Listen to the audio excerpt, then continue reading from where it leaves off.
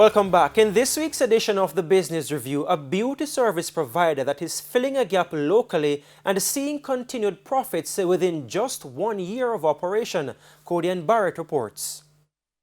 Self-care, a vital part of our lives, and for Lev Beauty Bar, its customers know this all too well. The company's founder, Danielle Pike, says her interest in skincare arose after dealing with the autoimmune disease lupus. She became certified in aesthetics with the aim of educating people on how to take care of their skin. A little while after I got certified, I said, okay, I started working at a salon and I interned at a spa. So I kind of got that in-spa experience and working with customers, seeing the management aspect of things. And I said, okay, I think I can do this. So let me just go. And I kind of just went. Her main focus was facials after observing that spas were not tracking customers' progress. So they come in, they get the facial and they leave. And when they go home, there's nothing, they still don't know what they're doing. So the concerns come back, the issues that they're having come back. So I wanted to make sure that I was offering facial services that not only were you coming in to get your facial, but you're getting a treatment that after you leave, you're going to be okay. And after a while, you may not even need me, and that's going to be fine too. It's been a year since Lev Beauty Bar has been in operation, and it has been challenging. Financial projections were off.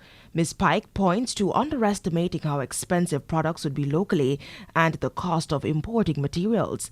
The lack of help from other business owners was also an eye-opener. There's a good majority who feel like, oh, if you're asking questions, you're going to take my customers or da-da-da-da.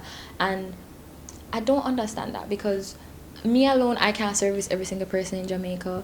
You alone can't service every single person in Jamaica, and that's totally fine. You are going to have your customers who are going to be ride or die and will never ever leave you. But until we have more people in this industry that are pushing boundaries, the industry is going to fail. The company has since seen 100% return on investments and continues to see profits months on end. It's gradually incorporated more services, from waxing to microneedling, and even produces skincare products for men.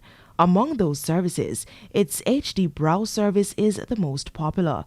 As the business grows, Ms. Pike says she's looking forward to turning Lev Beauty Bar into Lev Beauty Hub, where men, women, everybody can come, get whatever they need done confidently, and know that when they're going into that building, they're getting a service that's top tier, point blank. I don't want any hesitation. I don't want anybody to think, oh, I don't know if it's going to be good. I want my brand to represent something that is good, something that is consistent, something that's innovative, and something that's meaningful. So that's where I really want to grow my business. Cody and Barrett, TVJ News.